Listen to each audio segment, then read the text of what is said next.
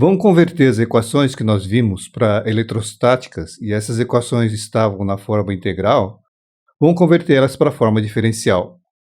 E para isso a gente vai precisar saber o que é o divergente de um vetor.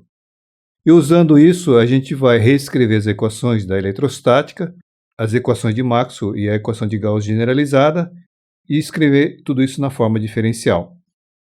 Agora, uma vez que é mais fácil trabalhar com grandezas escalares ao invés desses vetores D e vetor E, a gente vai pegar a equação de Gauss e reescrever ela em termos do potencial φ. Essa nova forma é chamada de equação de Poisson, que na ausência de carga se transforma na equação de Laplace.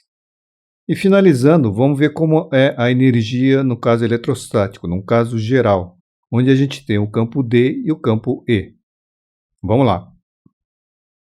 Vamos ver o que é o divergente de um vetor.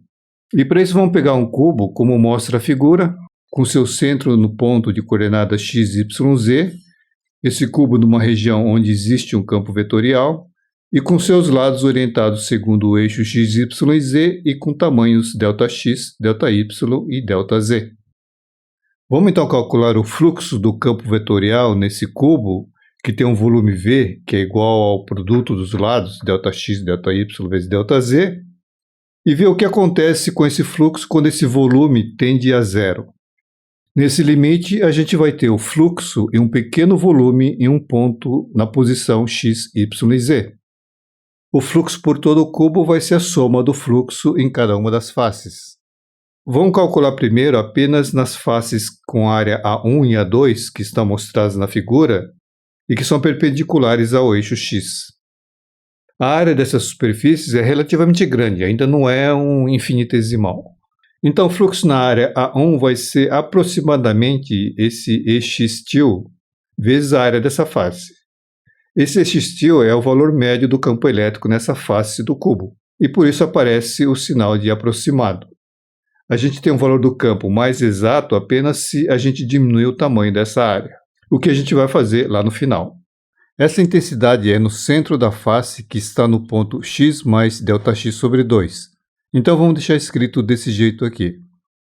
O fluxo lá do outro lado, que é na face A2, a face que está em x menos Δx sobre 2, aparece agora um menos, pois a normal aponta em sentido oposto ao que a gente tem na face A1. Esse volume ΔV é pequeno, então a região que ela ocupa no espaço não tem tanta variação do campo elétrico. Somando então esses dois fluxos, eu vou ter isso aqui. Multiplicando e dividindo por Δx, vai ficar assim. O produto Δx, Δy, Δz é o volume ΔV. E passando esse ΔV para o primeiro membro, eu tenho isso. Procedendo da mesma forma para outras faces do cubo, a gente vai ter isso aqui então. Portanto, se eu somar esses três fluxos, eu vou ter o fluxo por todo o cubo. E daí a gente pode fazer o volume tender a zero. Vamos trabalhar apenas ao longo do x só para simplificar a álgebra. Repetindo aqui a equação, e a gente quer saber o que acontece quando o volume do cubo ele tende a zero. Fazer esse ΔV tender a zero é mais uma força de expressão. É melhor pensar que esse ΔV tende a um volume infinitesimal dV. Esse dV na posição x, y, z. Além disso, a gente tem, quando o ΔV ele tende a zero, o Δx também tende a zero, e também o Δy, e também o Δz. Além disso, o valor médio que a gente tinha atribuído para o componente do campo, ele fica muito mais próximo do valor do campo em um ponto. Então, todos esses valores aproximados vão tender ao valor do campo no ponto x, y e z. Então, a gente vai ter também que esse símbolo aproximado pode ser substituído pelo símbolo da igualdade. Ou seja, o que a gente tem no segundo membro, nesse limite quando o ΔV tende a zero, é realmente o fluxo representado pela integral no primeiro membro. Agora veja que esse segundo membro ele é exatamente a definição da derivada parcial. Ou seja, mantendo o y e o z constante, temos uma variação do e em x no intervalo Δx dividido pelo Δx. Portanto, a gente tem uma inclinação do e no ponto x, y e z calculado mantendo o y e o z constante. Dessa forma, a gente pode escrever desse jeito, que o fluxo no limite onde o ΔV tende a zero é a derivada parcial do e de x em relação ao x. E, naturalmente, isso vai se repetir ao longo dos outros eixos, o y e o z. Então o fluxo nas áreas A3 e A4 vai ser isso, e em A5 e A6, no eixo Z, desse jeito. Dessa forma eu posso calcular o fluxo total no cubo, basta somar todos eles. Então o fluxo na superfície fechada, quando ΔV tende a zero, é isso aqui. Uma soma das derivadas parciais dos componentes ao longo de cada um dos eixos. Que a gente pode escrever assim, que numa notação mais compacta, usando o nabla, fica desse jeito.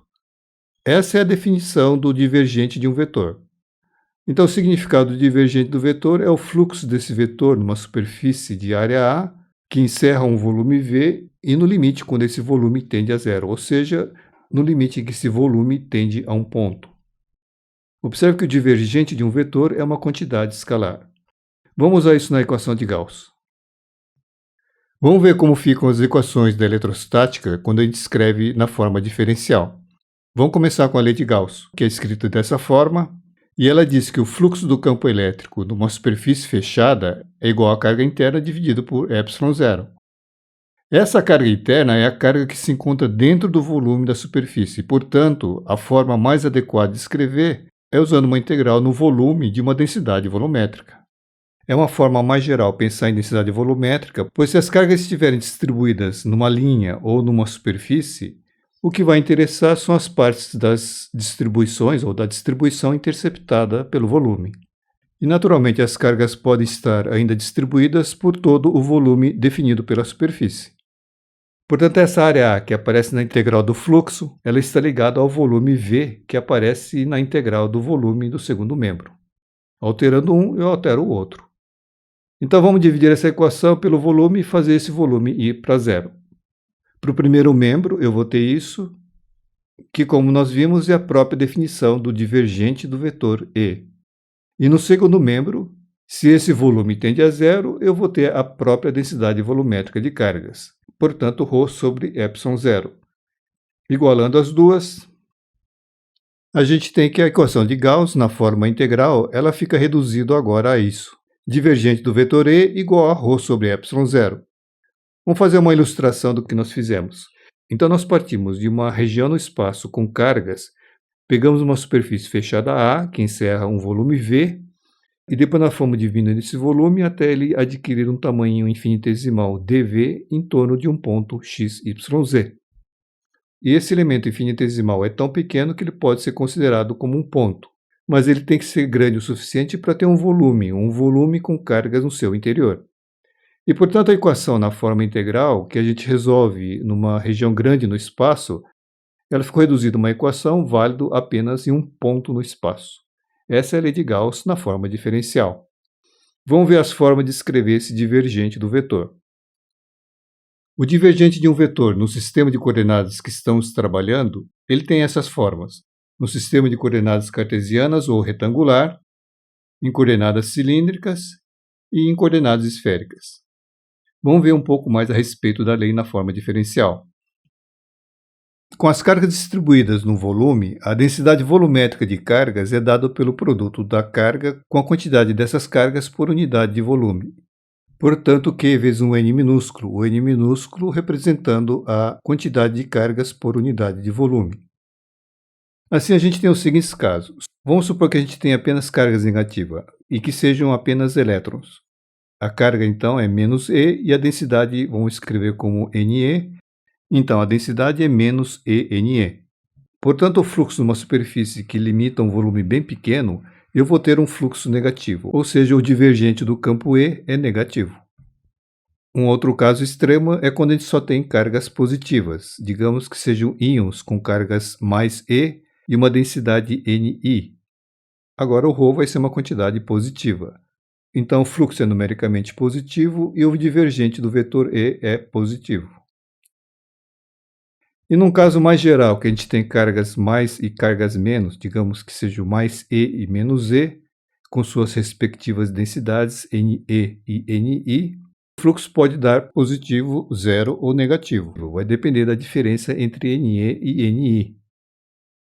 Em um outro caso, é quando a gente estiver fora da região onde existem cargas. O ρ vai ser zero. E nesse caso, o divergente vai ser zero. Ou seja, o fluxo no elemento dV é zero. Veja que isso não quer dizer que não exista um campo E, pois, como nós vimos, o fluxo igual a zero não significa necessariamente que não exista nenhum campo E nos pontos de uma superfície. Fazendo a mesma coisa com o vetor D, a gente tem a lei de Gauss generalizada escrita então na forma diferencial, que fica que o divergente do vetor D é igual à densidade volumétrica de cargas livres. A outra equação que a gente tem, que é a integral de linha do campo E num contorno fechado L deva ser zero, para essa equação vamos apenas aplicar o teorema de Stokes. A gente não vai usar essa lei agora, só quando ela estiver com uma forma mais completa, então quando for a ocasião a gente discute melhor essa transformação que a gente vai fazer agora. O teorema de Stokes ele estabelece que a integral de linha de um vetor em um contorno fechado é igual à integral do componente normal do rotacional desse vetor calculado sobre qualquer superfície limitada pelo contorno de integração. Ou de modo compacto, o discurso todo é isso aqui. E usando na nossa equação da integral de linha do campo E num contorno fechado ser zero, a gente obtém que o rotacional do campo é zero. Em suma, as equações que a gente tem na forma diferencial são essas aqui. No vácuo, essas duas, uma com o divergente do vetor E e outra com o rotacional do vetor E, que são as equações de Maxwell para a eletrostática e são dadas em vácuo. E em um meio qualquer, essas duas, uma do divergente do D e a outra de novo do rotacional do campo E. Então essas duas devem ser obedecidas em qualquer meio.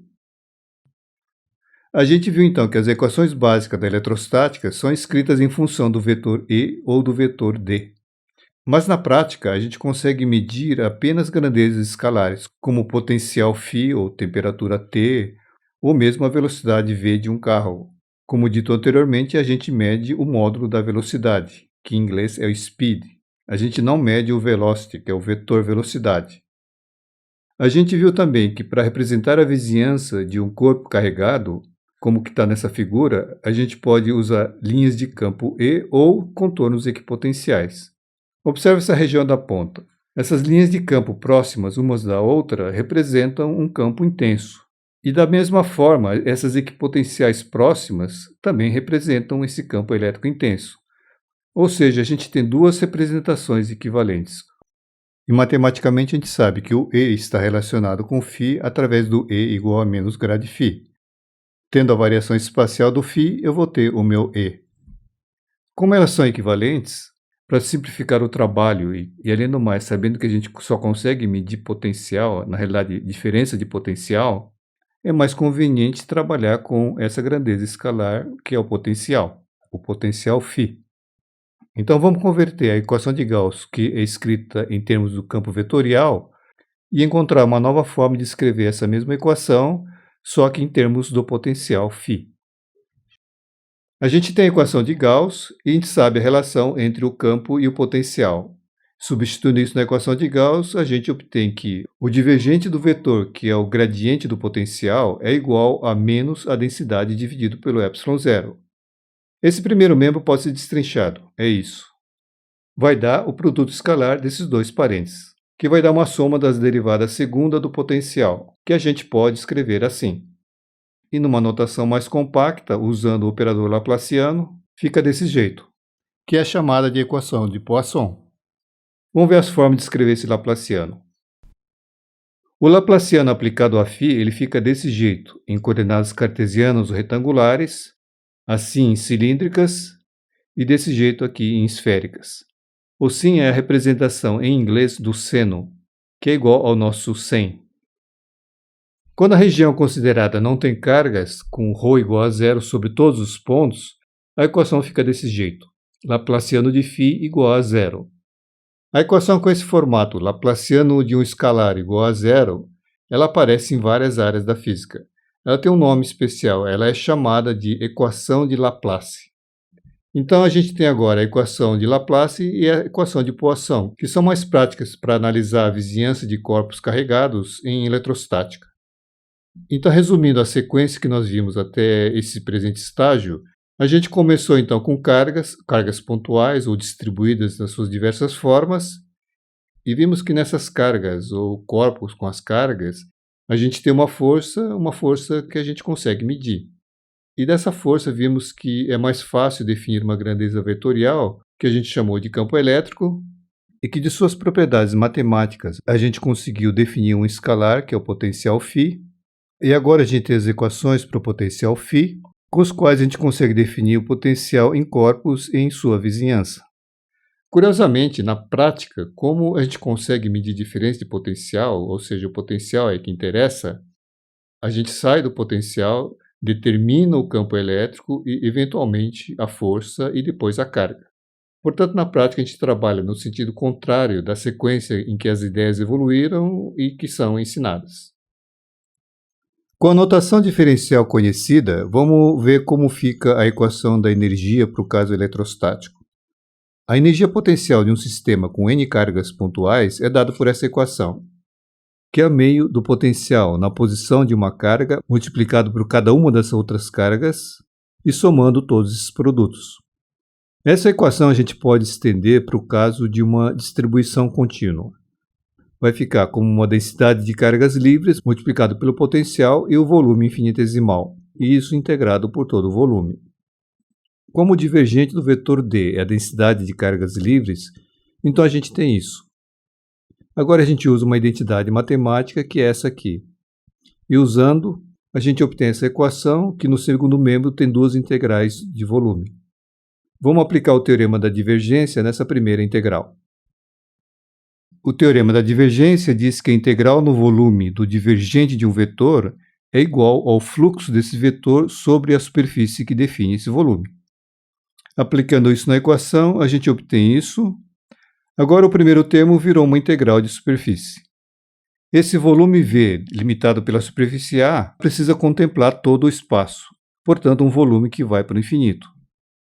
Mas agora veja, o potencial φ ele diminui com 1 sobre R, e diminui ainda mais rápido com 1 sobre R2 se for um dipolo, 1 sobre R3 se for com mais arranjo de dipolos e assim por diante. Portanto, a maior contribuição no potencial é quando esse potencial está caindo com 1 sobre R.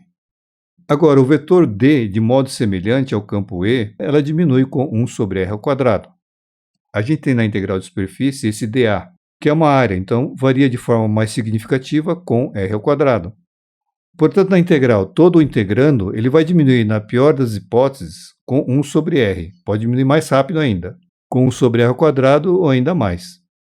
Portanto, quando a gente faz o limite de R para infinito, ou seja, a gente pega todo o espaço, essa integral vai dar zero. Vai sobrar apenas a segunda integral, e a gente tem isso aqui. Um produto escalar do vetor D com o vetor E em um volume dV no espaço, e repetindo isso para todos os pontos no espaço e somando tudo. Essa é a equação da energia para o caso eletrostático, no caso em que d dt igual a zero. Dessa equação, a gente tira naturalmente a equação que vimos anteriormente, que era para o vácuo. Vamos ver isso. No vácuo, a constante dielétrica é 1, então o D vai ser ε0 vezes E. E a equação fica assim, com ε0 e o E quadrado no integrando, que é a equação que foi introduzida anteriormente quando a gente falava da energia em capacitores. Vamos fazer um resumo. Primeiro nós vimos o que é o divergente de um vetor, que usamos aqui como sendo o vetor E. E esse divergente do vetor é o limite do fluxo em uma superfície fechada, dividido pelo volume dessa superfície, no limite em que esse volume ou essa superfície tende a zero. E usando isso, nós reescrevemos as equações da eletrostática, que foram as equações de Maxwell, que são essas equações em vácuo, a lei de Gauss, ou o divergente do vetor E igual a ρ sobre ε0, e que o rotacional do vetor E é igual a zero. E depois a equação de Gauss generalizada, que ficou dessa forma. Divergente do vetor D igual à densidade de cargas. Cargas livres aqui.